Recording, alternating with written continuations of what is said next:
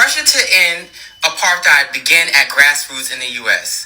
It began at grassroots in the U.S. Began. So let's get into this. Before I read from the U.S. government website, let's hear from some other South Africans. Apartheid ended over 30 years ago, but South Africa is the most unequal country in the world to this date. Why is that? Maybe because you guys are worried about Joshua Doorn?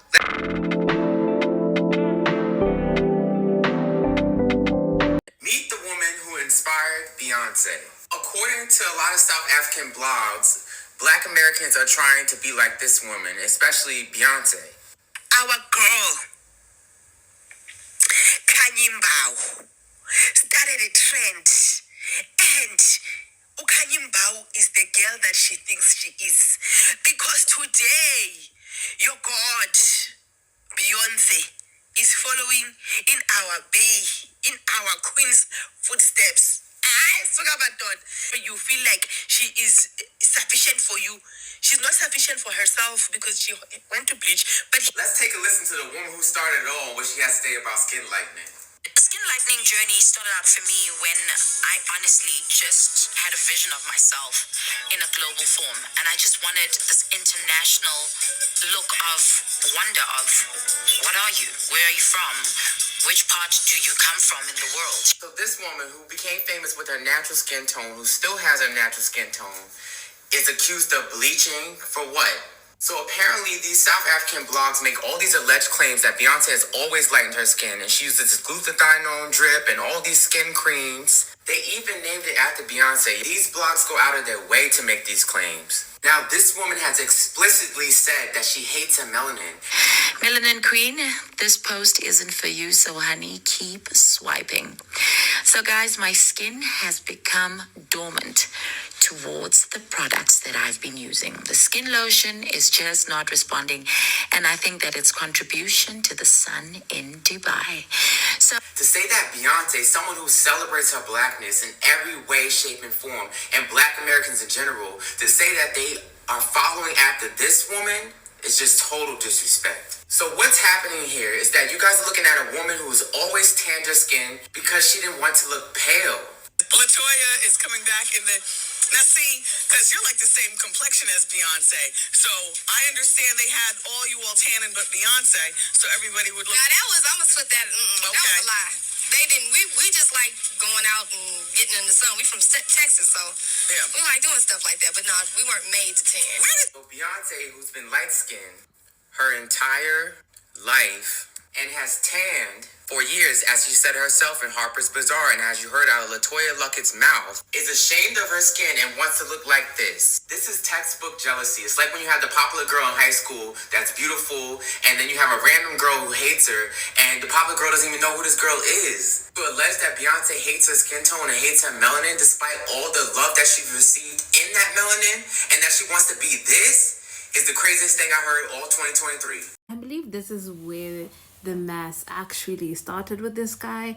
I really wanted to also take like a step back and be like, where does this thing start with this American guy to have Black people in the comment section, like Black South Africans, dragging him like this? And I would read the comments in that particular video, and they would say things like, Americans do not understand Black South Africans' humor. As a Black South African myself, I may say that I do not even understand our humor as well. I don't understand it at all. Like, for instance, right, Kanye said that this is not for the melanin queen. If you're a melanin queen, just swipe.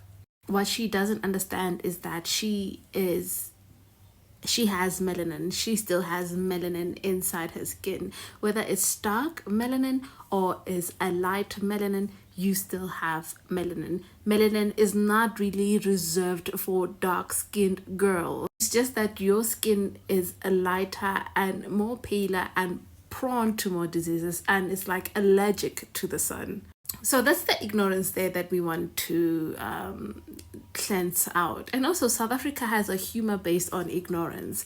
So if you're not in the loop of ignorance yourself, you will not get the humor. You will be offended yourself. I guess this is where the term "it's not that deep" comes from, because we joke about everything, even things that should not be joked about. Also, not understanding that international look, it's more like a Sudanese look, thin, dark skinned, afro looking. That's the international look.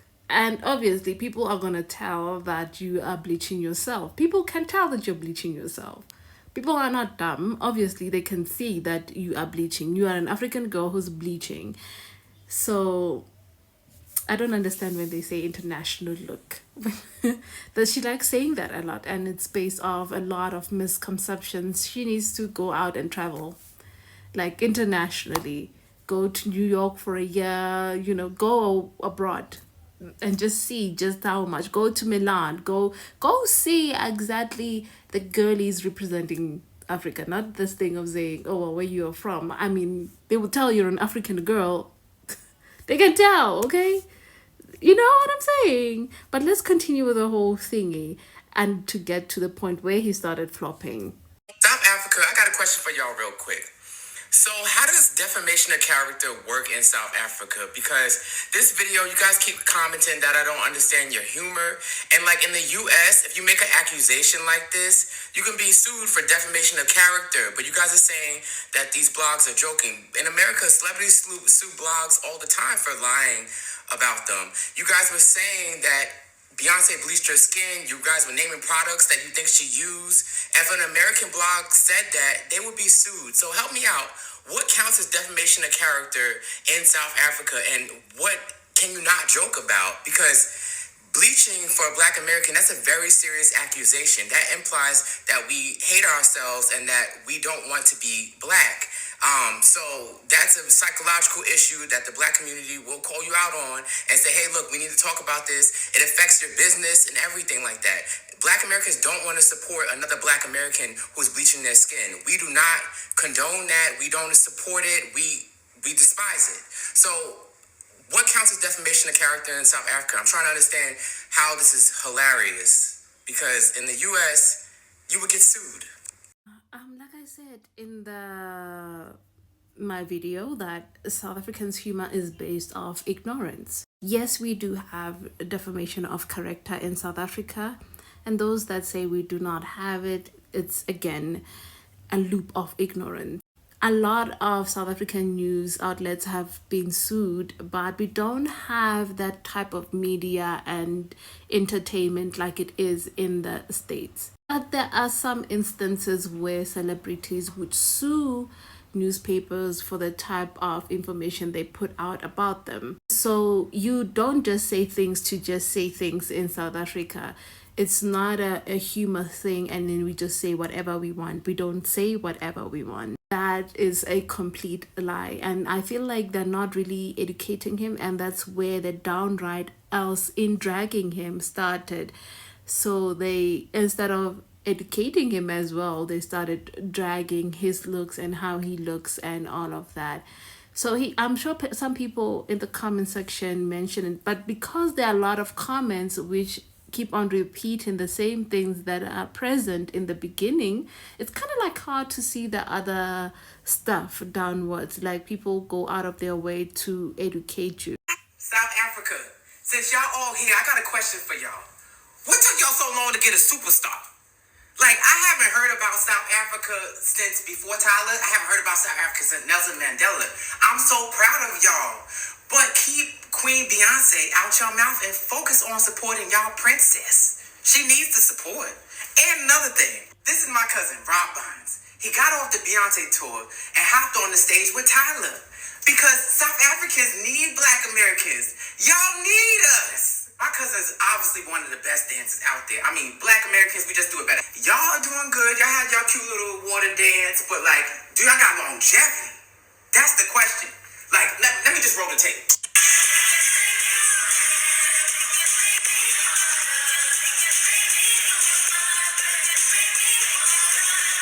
Okay, so I may not be able to sue y'all, but I could definitely one up you. And you know what?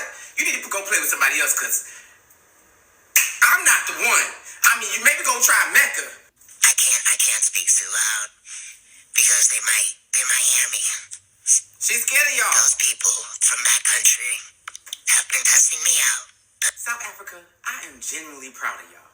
I am so proud of y'all. I was tired of mentioning Charlize Theron every time somebody asked me if I knew anybody famous from South Africa. I was like, how is the black and colored people, I'm being respectful, colored people doing over there? Because it's like, I thought y'all didn't have nobody. But finally, Tyla, whew. So yeah, just keep Beyonce's name out your mouth. It's not hard.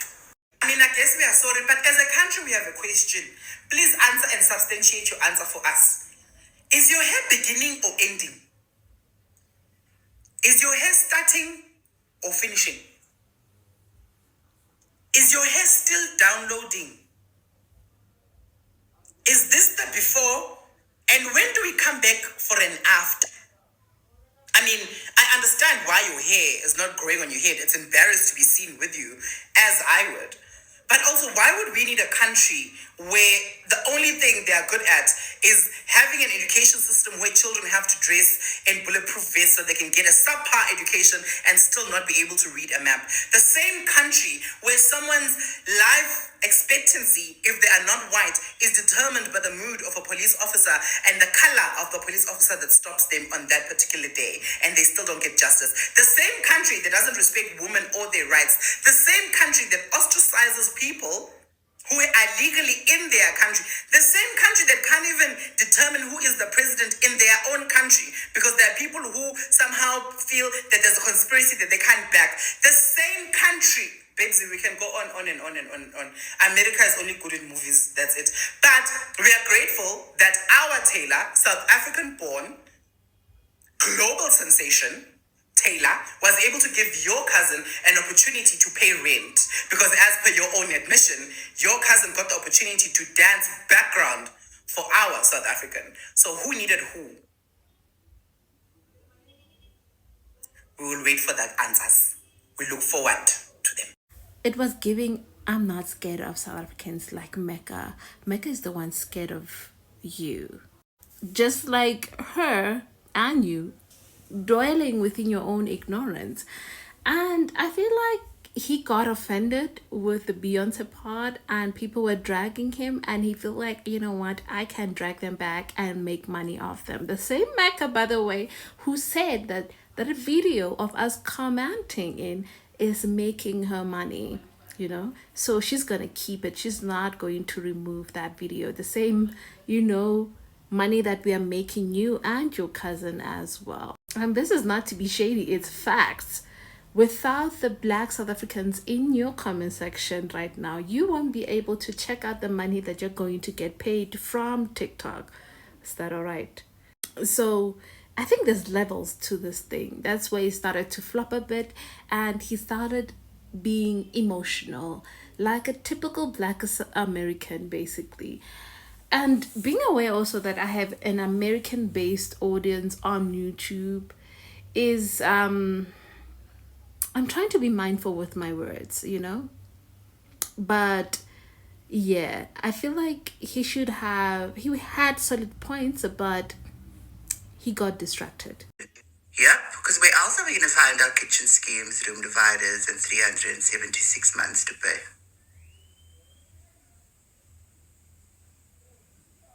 Okay, so there is no such a thing as defamation of character in South Africa because no one has character in this country. So you can't defame something that someone doesn't have. So that's the first thing. We do not have such a thing called defamation of character because nobody has character. The other thing again is that if, let's say, maybe an American like Beyoncé wanted to sue a South African, she might end up having to pay the South African because even if you can just say $100, when it comes to like South African, it might still be negative R3 because you know how it is most. Our rand is just so weak. So again, she may sue. She might end up having to be the one that actually pays. And obviously, the last thing is that people don't really care too much about a lot of stuff because we're just busy surviving. Sometimes, you know, oh my, is that an elephant? No, it's a lion. Is the humor plus the sarcasm plus downright playing in your face kind of joke. So if you're not South African, you're literally not gonna get it. You're literally just, I don't get it myself sometimes, and I'm South African.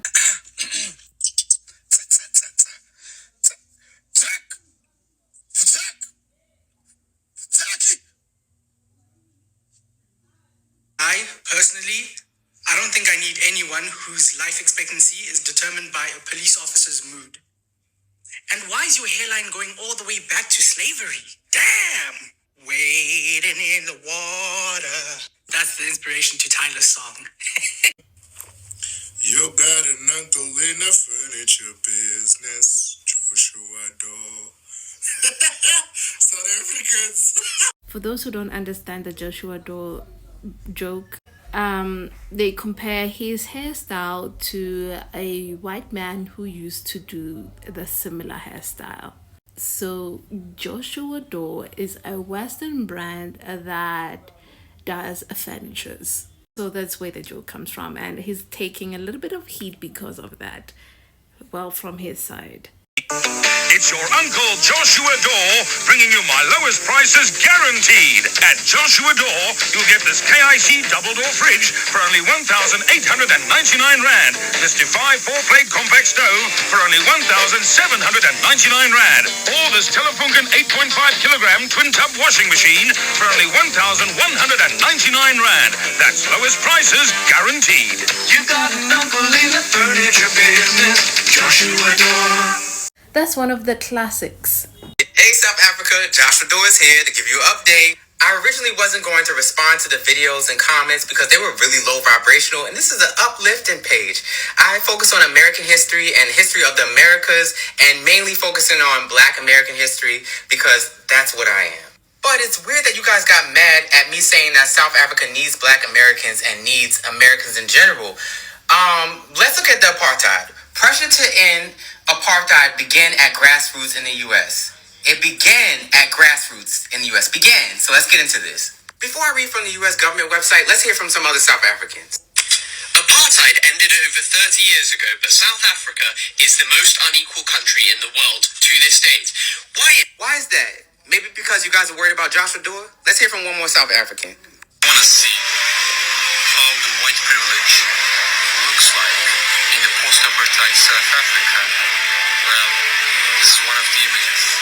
In the most wealthy part of Cape Town, where predominantly white people live, right next to the beautiful ocean, exclusively Black working class people are waiting to go back to their homes at the periphery of the city. So, from your own South Africans, there's bigger issues going on than me saying that South Africa needs Black Americans. So, according to the government website, a group of African American leaders frustrated by South Africa's systemic racial injustice entered the South African embassy in Washington and demanded freedom for Nelson Mandela and the release of South Africa's political prisoners.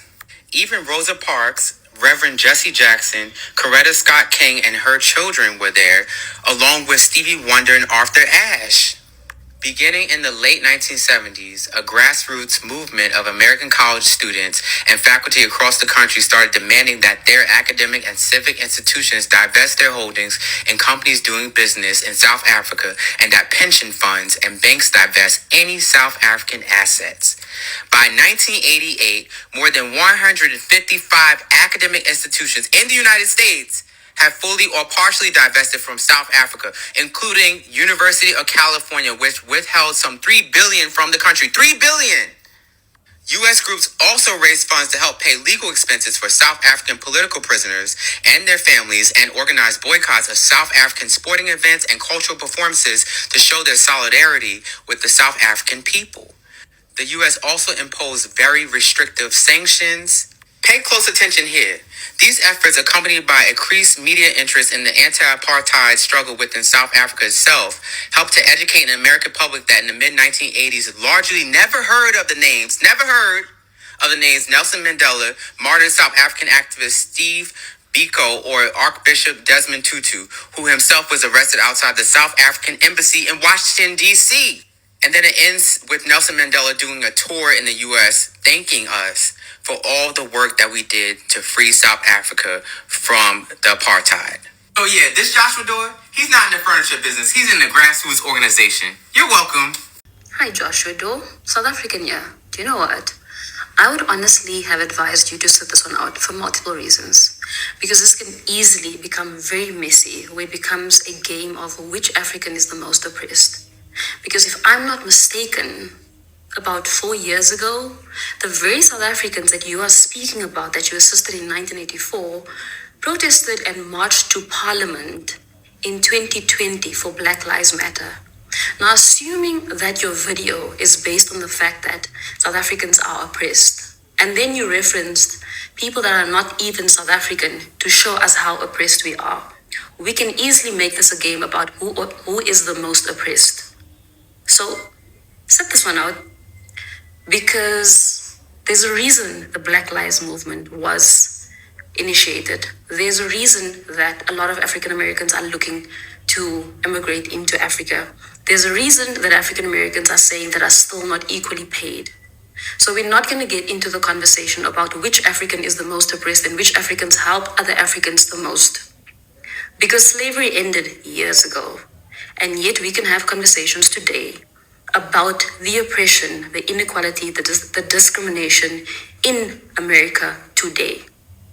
So maybe, just maybe, you should sit this one out, sit it out. Allow South Africans to attend to our 30-year democracy and not look at how much you have done, because it's only been 4 years since the last protest? So don't do that. Let's not fight each other for no reason. You should have really stayed in the entertainment section. Joshua, hey, America, Germany, France, and the UK. It defended, invested, supplied, armed, and aided the apartheid regime. They did not just bring war to black South Africans. They brought about economic and physical war to the whole southern region. You're smart, I'm sure you'll figure out what the southern region is. They devastated economically countries like Zimbabwe, Angola, Mozambique, Lesotho, and the list goes on and on. Some of these countries also were heavily affected by the physical war. You gave us the worst democracy to ensure that you keep on exploiting Africans. You benefited from the cheap labor which South Africans were used to bring. With those countries being devastated, you ensure that you open the borders to bring in cheap labor for you to extract resources to bring to your countries, to clean resources that you don't even produce in your own country. It couldn't even aid black Americans in general. You're still fighting for basic rights, you don't have them. Your life depends on the mood of a police officer. We paid them our reparations because they blamed us because the apartheid regime took loans that they could not afford to pay. Meanwhile, they were looting the very same money that they were telling us to pay back. Those very same countries, again, took loans to defend themselves from the apartheid regime, which was bringing war to them. To this day, some of these countries cannot afford to pay back those debts to the international bank. The very same international bank that aided the apartheid regime to cause the very same mess in the first place, they were asking us to clean it. In fact, they weren't asking, they were telling us. So this whole entire democracy was all about cleaning your mess. Only time pressure began to happen in Americas and to all these Western imperialists because they were losing money. Apartheid could no longer afford to sustain itself. That's why we paid them. That's why we still pay them. Some of these investors left their companies as soon as the apartheid regime ended. Companies also who stayed and remained behind were left in the hands of the white Afrikaners to hire the very same Africans whom their countries were financially affected by the apartheid regime and also impacted by the war. Since we also have labor rights, they could not exploit us. So the best option was to seek out them. So they came in numbers. Always been taken. They've been here though. They've been taking them to work in certain cities. Johannesburg, for example, was built by Africans. You should have really stayed in your entertainment section, Joshua Doorn.